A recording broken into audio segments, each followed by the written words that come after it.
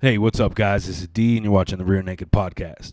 Now, those of you that supported the channel so far, I want to thank you guys for continuing to support us. If you haven't already, do me a favor and hit the subscribe button down below on the YouTube channel. And you can head over to Facebook and Instagram. You can follow us at the Rear Naked Podcast as well. Today, we're going to be talking about UFC 238 coming up this Saturday in Chicago. Before we do, got a couple of fight announcements made in the last couple of days. Most notably, we got Khabib and Poirier set for September 2nd in Abu Dhabi for the men's lightweight title, which is part of a new contract with the UFC in Abu Dhabi to bring a number of title fights there this year and the next. So that should be an exciting one to see. And then August 17th, we got Nate Diaz set to make his return against Anthony Pettis at 170 pounds, which I'm super stoked to see. It's no secret that I'm a huge fan of Nate Diaz, and it's been a long time coming to see him come back, man. So I'm stoked to see him come back at 170 pounds, where I think he's a lot tougher and healthier. Other than that, we got Alexander Gustafson laying down his gloves Saturday after his loss to Anthony Smith and announcing his retirement as one of the toughest guys to ever compete in the light heavyweight division. Just want to say it was an honor to watch Alexander Gustafson fight, and we wish he had a great retirement, man. A lot of people also speculating that Rose Namajunas is probably done fighting as well. Sounded like she was done post-fight after her loss to Andrade, but I would hate to see her retire after such an unfortunate loss when I think that she could easily come back and get that win and defend her belt against her or anybody else in the strawweight division. Honestly, I think that Rose is one of the best strikers, not just in women's MMA, but in the UFC as a whole. She's one of the fastest evolving and most adaptive fighters that I've ever watched fight. And I would hate to see her leave, but if she does, all respect to her, but she's accomplished a hell of a lot in a short amount of time in her career. I've been watching her fight since early 2014.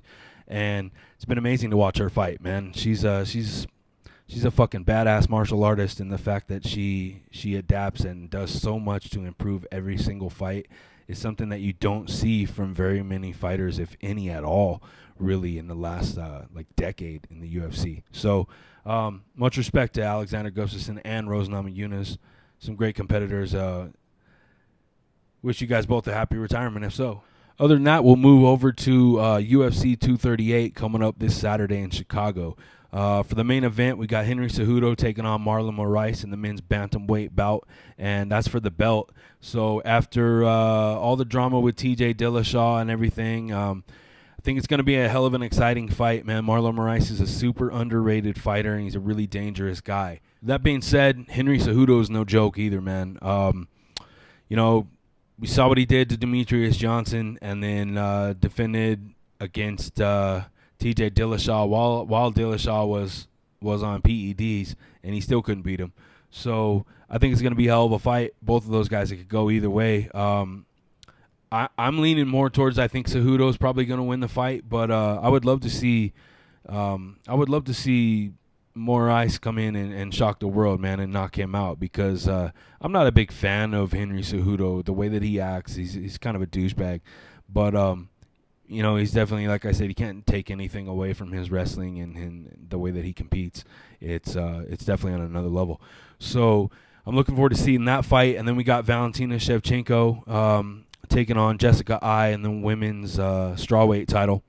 And I'm going to love to see that fight, man. I'm a huge fan of Valentina Shevchenko and Jessica Ai, but I think it's no contest. I think that Shevchenko is going to take that fight in amazing fashion. I think she's going to finish that fight real quick. Then we got Tony Ferguson making his return against Cowboy Cerrone, which is going to be a hell of a fight as well, man. The fact that it's not a co-main or a main event tells you right there how many good fights are on Saturday's card.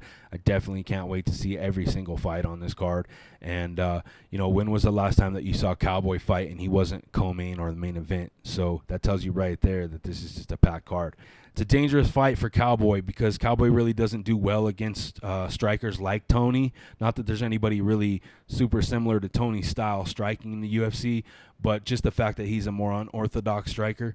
Cowboy really doesn't do well historically against people that are unorthodox strikers like that. He didn't do well against Nate Diaz, and I don't think he's going to do well this Saturday against Tony. I think Tony's going to come in there with the win, and he's going to end up sitting around waiting for Khabib to finish off Poirier so that they can finally get the fight that they've been trying to do for over, 4 or 5 years.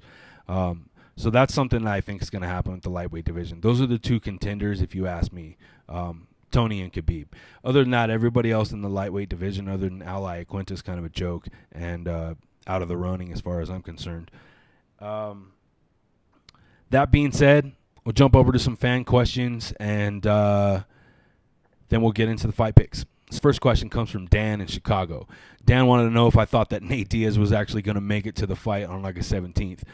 Dan, yeah, I think he will, man, and I'll tell you why.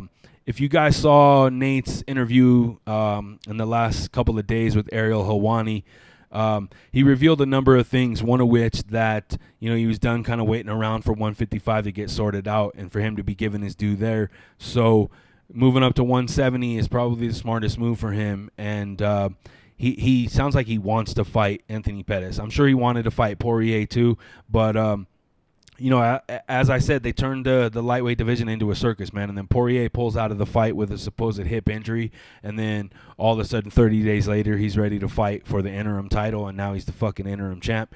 So it is bullshit, man. And there's a very good reason why Nate Diaz hasn't fought for a long time, and I think he's starting to speak out on a lot of that.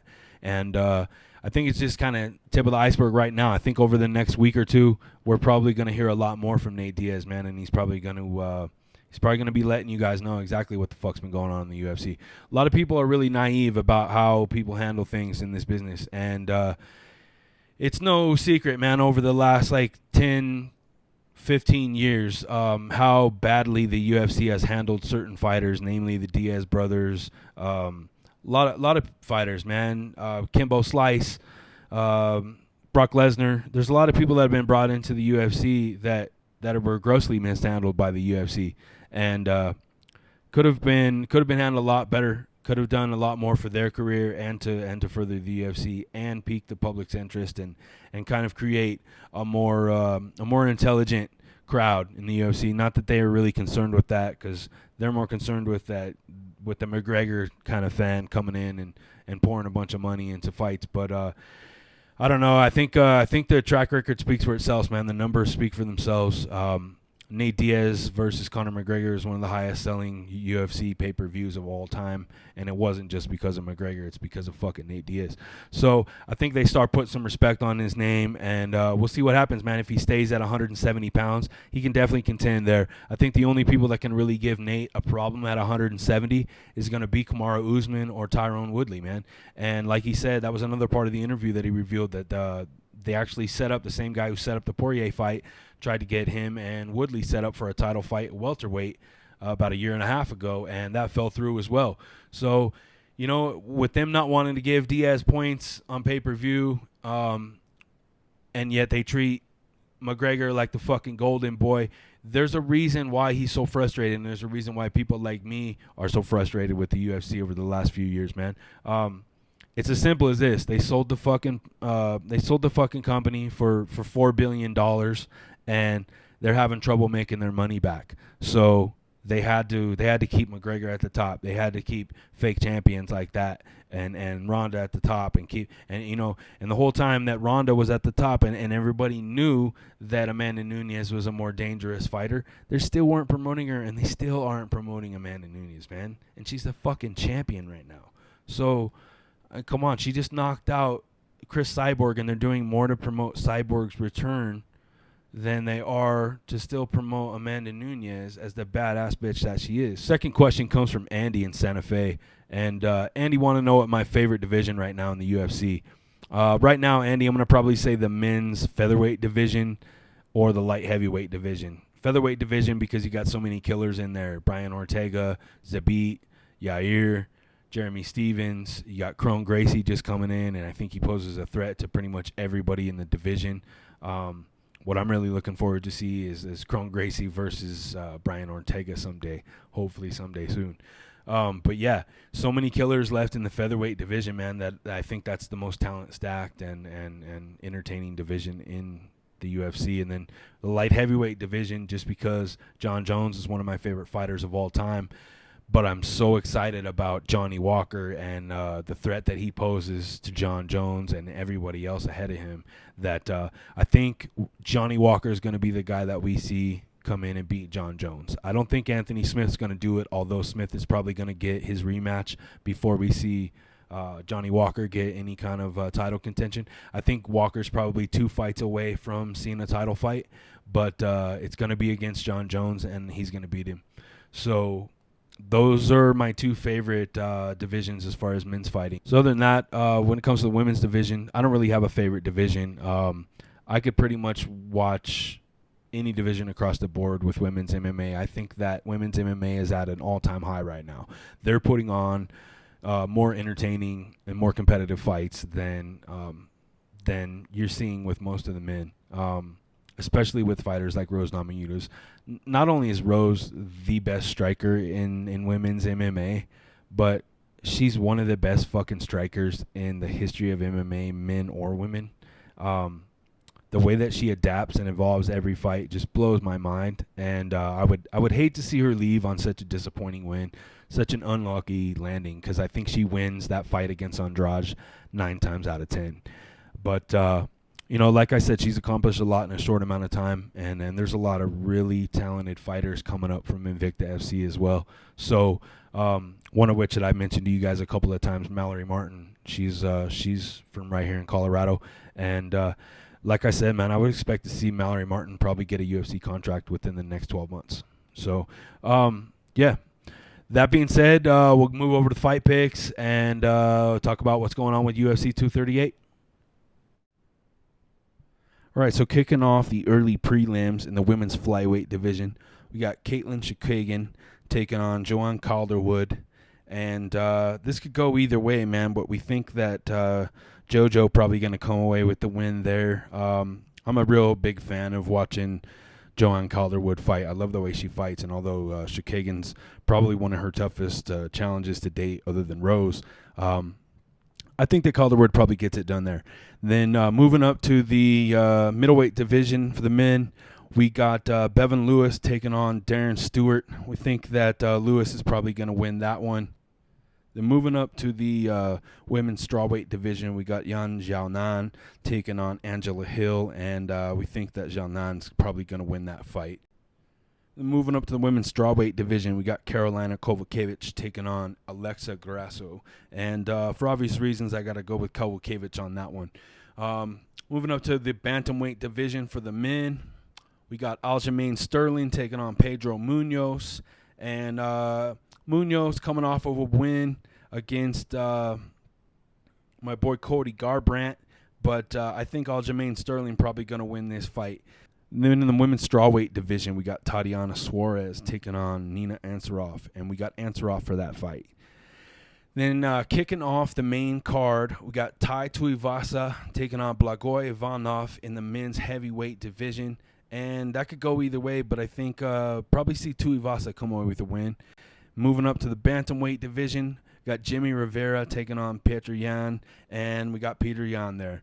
Then we got Tony Ferguson taking on Donald Cerrone in the men's lightweight division. Tony making his long-awaited return after another injury, and although Cerrone's been on a hell of a run lately, and he has been evolving quite a bit, I think that Tony's just too tough of an opponent for a guy like Cowboy. Cowboy really doesn't do well against unorthodox strikers like Tony, so I think that Tony's probably going to win this fight, and like I said, going to be looking to wait to take on the winner of Khabib versus Poirier in September.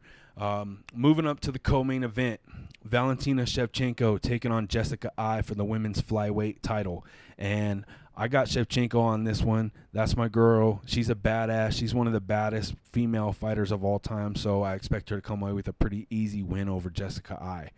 And then in the main event, you got Henry Cejudo versus Marlon Moraes in the men's bantamweight title. Now, a lot of people got Cejudo as the favorite in this one, but we're going to go ahead and go with Moraes and hope that he comes away with an upset win here.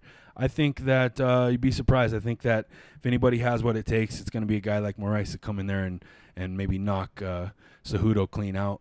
and kind of shock the world. So that's going to do it for the fight picks this week, guys. Remember, you can submit your picks via email to rearnakedpodcast@gmail.com, or you can send them over via Messenger at the Facebook page. And whoever picks a perfect fight card will be sent a free Rear Naked Podcast t-shirt. All right, guys, so that's going to be it for the show this week. I want to thank you guys for tuning in and continuing to support the channel. If you haven't already, please hit the subscribe button down below on the YouTube and head over to Facebook and Instagram and follow us at The Rear Naked Podcast. We'll see you guys next week. Thanks.